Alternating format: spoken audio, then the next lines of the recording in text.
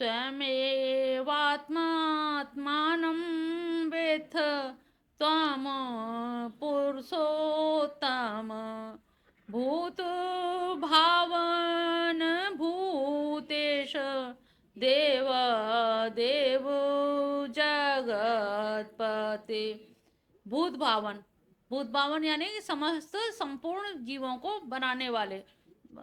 हे भूतेश, संपूर्ण भूतों के ईश्वर, देवों के देव, जगत के स्वामी, हे पुरुषोत्तम, आप स्वयं ही अपने आप को जानते हो।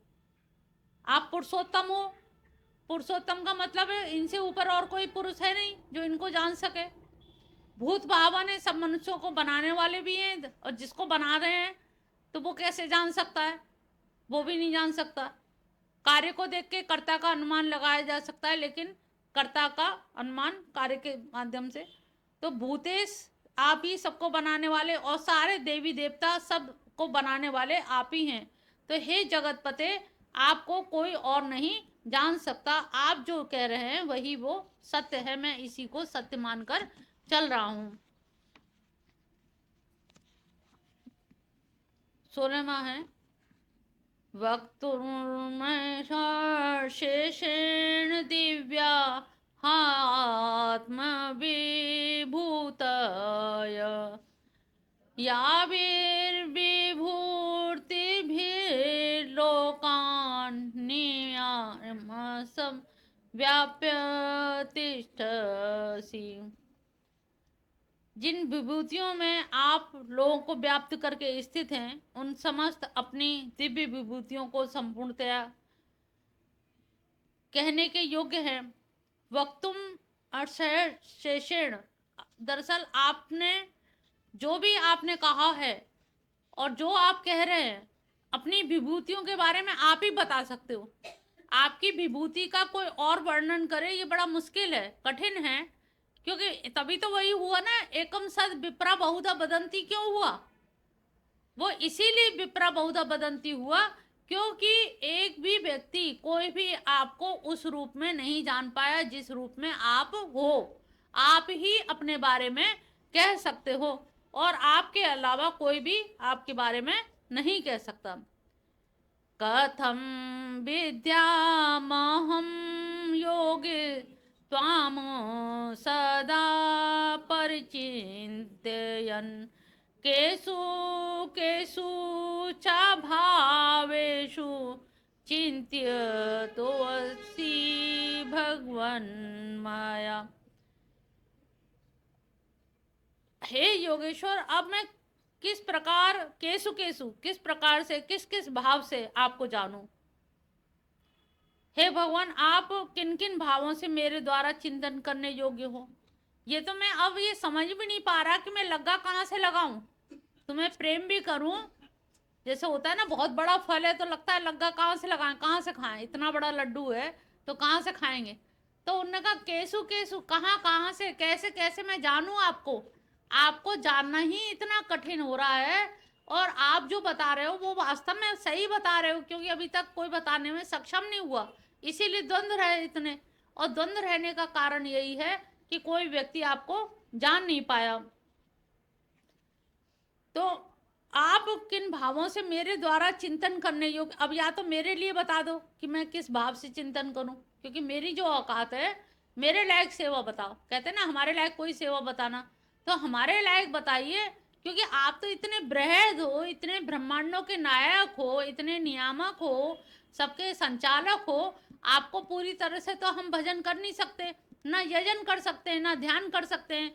आपके किस पार्ट का हम ध्यान करें, किस भाग का ध्यान करें, किस किस भाव से ध्यान करें, कैसे चिंतन करें, ये आप हमें बताने का कष्ट करें। 18वें श्लोक में कह रहे हैं, विस्तरेणात्मनो योगम विभूतिम च अचनार्दन भूया कथय तृप्तिरे श्रणवतो नास्ति में अमृत।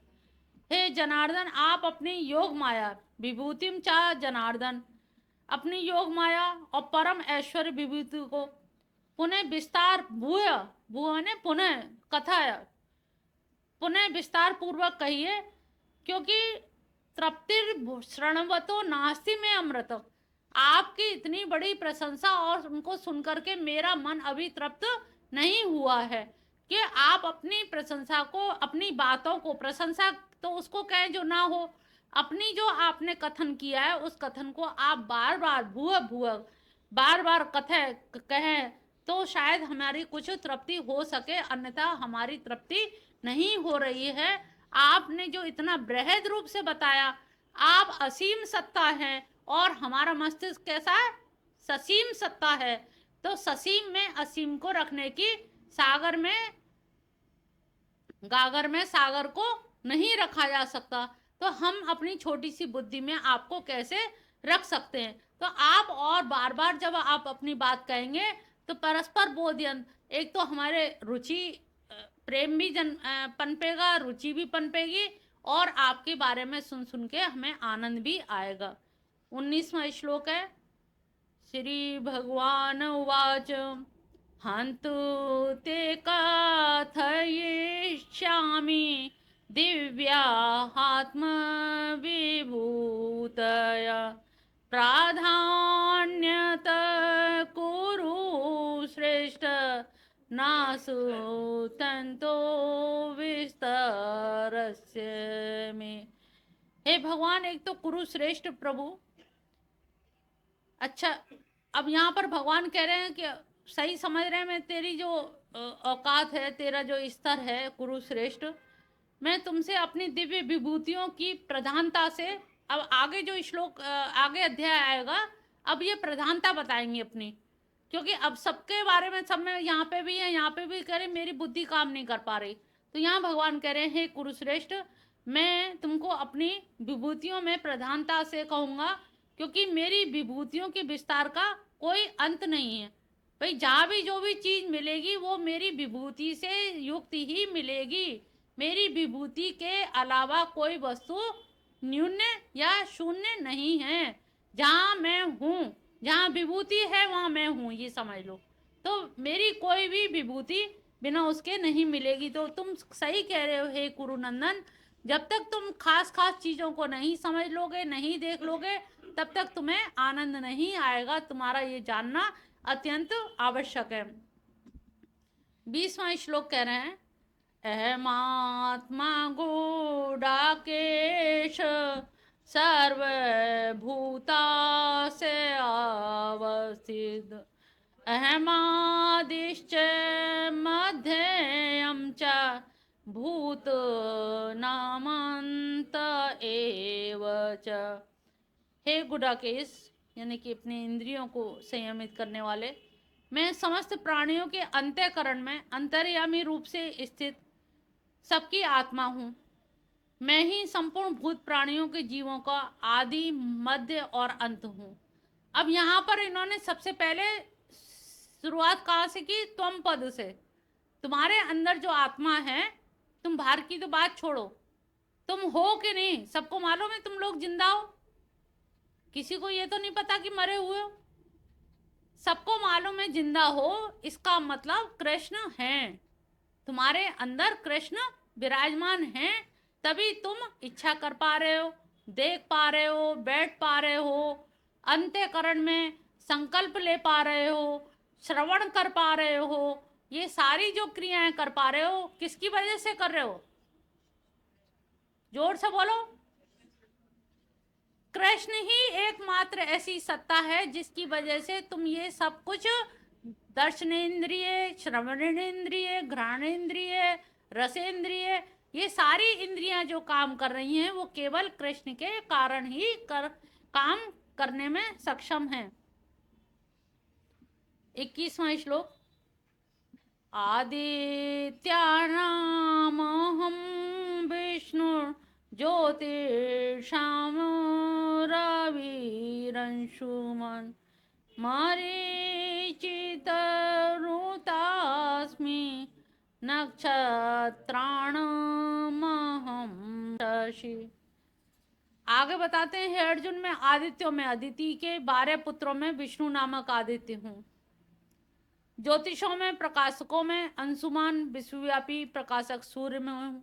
अब सूर्य कोई सोच सकता है भगवान की तरफ कि ये सूर्य है? हम लोग यही सोचते हैं सूर्य देवता हैं और भगवान अलग है।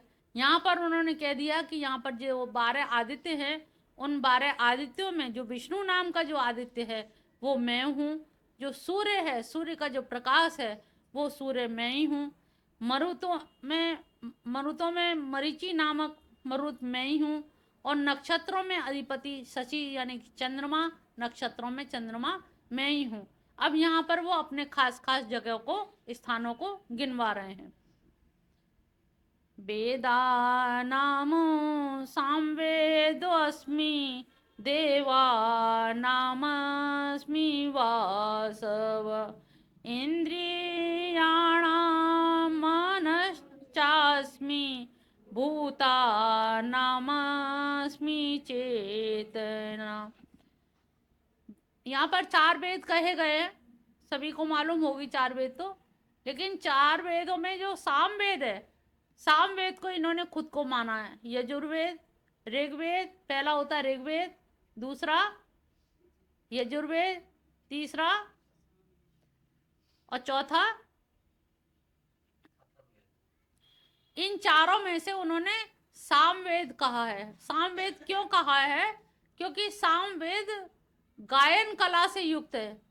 सामवेद गाया गया है और भगवान बांसुरी में नाद फूका है, गाया है, और इसीलिए भक्तों के गाने से भगवान जल्दी प्रसन्न होते हैं। उन्होंने कहा मैं खुद सामवेद हूँ, मुझे खुद गाना पसंद है, मुझे खुद गायकी पसंद है। तो यहाँ पर उन्होंने जो जो कारण दिए हैं, उन कारणों में अपनी जो विशेषता बताई हैं, उन विशेषताओं को भी उन्होंने कारण बताया है।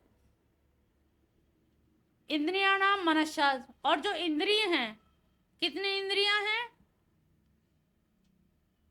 कितनी इंद्रियां हैं? और 10 इंद्रियों के अधिष्ठाता कौन है? मन। तो फिर सीधे सीधे बोला करो, इंद्रियाणाम मनश्चास्मि। समझ रहे हो? जो इंद्रियां हैं उनमें मैं मन हूं, क्योंकि मन ही संकल्प विकल्प करता है, मन ही विचार करता है। करता तो बुद्धि है, लेकिन मन अपने ढंग से मनवा लेता है बुद्धि से। तो यहाँ पर भगवान ने मन को ही माना है। मन अगर तुम्हारे कब्जे में आ गया तो तुम सब कुछ कब्जे में कर लोगे। तो यहाँ भगवान ने अपने आप को 10 इंद्रियों के साथ साथ 11वीं इंद्रिय, मन को भी एक इंद्रिय माना जाता है, ये 11वीं इंद्रिय है। और 11वीं इंद्रिय के रूप में मन को इन्होंने अपना माना है। भूतास्मि चेतना, और जो मनुष्य है उनमें चेतना जो है, जो चेतना है, वो चेतना हम सबकी अगर ना रहे तो हम कोई भी कार्य नहीं कर सकते। चेतना ही है जिसे हम अंतःकरण भी कहते हैं, बहिकरण भी कहते हैं, मन भी कहते हैं, बुद्धि भी, जीवात्मा भी कहते हैं, आत्म तत्व भी कहते हैं। तो यहाँ पर चेतना, अब तुम मनुष्य में से भगवान निकाल दिए जाए तो क्या रह जाएगा? मृत घोषित कर दिए जाओगे। तो अब सब कुछ तुम्हारा क्या है? तुम उधार लेके घूम रहे हो उनका, और ऋण चुका रहे हो। चुकाने के नाम पे क्या दे रहे हो? महीने के महीने कोई दर ब्याज कुछ दे रहे हो। तो ऐसे व्यक्ति को क्या सजा देनी चाहिए जो कुछ नहीं दे रहा? भाई जब आप स्वयं स्वीकार कर रहे हैं कि हम कुछ नहीं दे रहे, तो आप बताओ इनका कर्जा कैसे उतरेगा? तुम कर्जदार हो, कब कर्जा उतरेगा? और कितनी उम्र हो गई है? 60 के तो हो गए कम से कम। तो 60 के बाद भी कर्जा उतारने का मन नहीं कर रहा। भैया उतारो, यहीं उतार चलो, नहीं पछताओगे बाद में। फिर ऐसे ऐसे रौरम नरक और ऐसे ऐसे नरक मिलेंगे, फिर पछतावा होगा कि माधव मिशन में अगर भजन कर लिया होता कुछ बैठ के घंटों। अरे 1-1 घंटा यहीं बैठ के आके भजन कर लो, यहीं पर बैठ के कर लो। ये भी एक अच्छा है कि भाई हम यहाँ जा रहे हैं और 1 घंटा पहले से बैठ के हम भजन कर लें।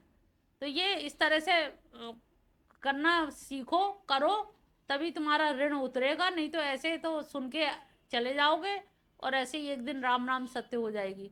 तो कोशिश करो कि हम कुछ भजन भगवान का कर लें। 23वें श्लोक से 24-25 में तो इन्होंने सब कुछ समझा दिया है। रुद्राणामो शंकरश्चास्मि वित्तेशो यक्षरक्षसामो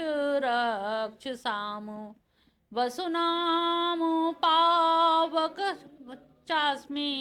मेरु शिखरिणामाम् पुरोधसां च मुख्यं च मां विधिं पार्थ बृहस्पतिं सेनानीनामहं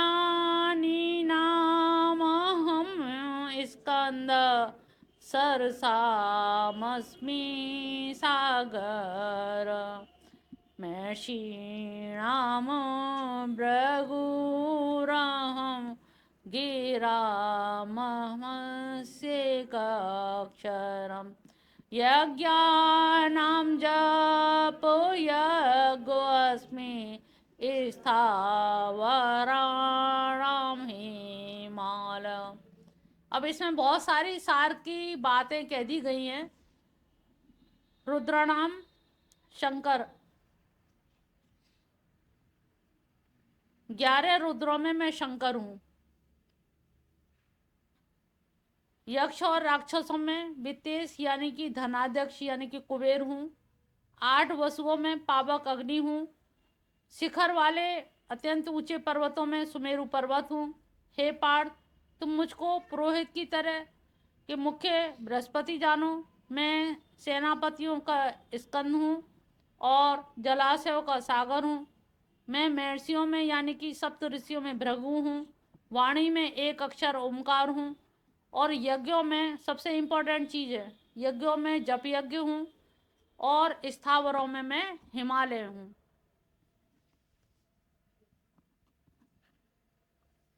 ओमकार शब्द जो हम लोग प्रणव का उच्चारण करते हैं, जो लोग श्लोक नहीं बोल सकते, मंत्र नहीं ले सकते, वो केवल प्रणव का उच्चारण करें। 108 माला ऐसे हथेली सामने रख के भोर में उठ करके 3-4 बजे उठ करके खुले आसमान के नीचे बैठ के ओम, केवल ओम का उच्चारण करें।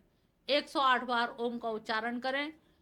अगर वो ये भी नहीं कर सकते, सुबह 4 बजे नहीं उठ सकते हैं, 6-7 बज जाते हैं, देर हो जाती है, तो जल्दी से जल्दी स्नान करके वो कम से कम एक जो मंत्र जिन लोगों को दे रखा है, सबको शायद सबके पास मंत्र नहीं है, जिनके पास मंत्र है वो लोग मंत्रों का उच्चारण करें। और यहाँ पर सबसे बड़ी चीज़ जो दी गई है, यज्ञानाम जप यज्ञोऽस्मि, जितने भी यज्ञ हैं, वेद यजुर्वेद यज्ञों से भरा पड़ा है। और यज्ञों में सबसे बड़ा यज्ञ क्या है? कौन सा यज्ञ है? और वो तुम पूरी तरह से करते नहीं हो, कंजूसी करते हो। 64 माला कम से कम करो जप यज्ञ। और किसी को बड़ा मंत्र लग रहा है तो वो छोटा मंत्र भी ले सकता है। प्रीति से भी कहा एक दिन एकादशी को आकर के मंत्र ले लो। जिसको भी मंत्र लेना हो एकादशी को आकर के मंत्र ले सकते हैं और वो तुम और छोटा कर देंगे, स्वास्थ्य सही रहेगा। और स्वास्थ्य सही रहेगा तो जप ज़्यादा करोगे। कुछ लोगों से हमें उम्मीद है कि ज़्यादा ज़्यादा जप करें। ममता, तुम भी आ सकती हो समय निकाल के। देखो, नकली तो माला है और मन कितना असली है ये तुम देख लो। तो अब इसका उल्टा कर लो, माला नकली कर लो, मन असली कर लो, काम तुम्हारा हो जाएगा। काम में दिक्कत नहीं है, काम पक्का होगा। नकली और असली के चक्कर में मत पड़ो। केवल ये देखो, अंतःकरण देखो। किसी पे भी करो, तुम उंगलियों पे गिन के करो। 15 हैं, 15 कर के आराम से कर लो, 64 हो जाते हैं। तो इसलिए बिल्कुल इस चक्कर में दुविधा में मत पड़ो कि तुलसी की है कि चंदन की है कि लाल चंदन की है। बस मन शुद्ध रखो। भगवान हम तेरे हैं, तेरी शरण में हैं, गंवार हैं, मूर्ख है, अल्पज्ञ है, सब तेरे हैं। नाम केवल एक जोड़ना, तेरे हैं। जैसे भी हैं, बुरे हैं भले हैं तेरे हैं। इतना कह सवेरे उठते ही पहला शब्द बोलो इनसे, सवेरे उठते ही आँख खोलो तो यही शब्द बोलो, हम तेरे हैं प्रभु। हम मूर्ख हैं, अज्ञानी हैं, जड़ीले हैं, कुटीले हैं, हम में सारे ऐब हैं, अंतःकरण ऐबों से भरा है, लेकिन ये ऐब भरा अंतःकरण तुमको समर्पित है। जब चढ़ा उनको दिया तो अब तुम्हारा क्या रह गया? तो इनके चक्कर में मत पड़ो, टाइम निकल जाएगा तुम्हारा।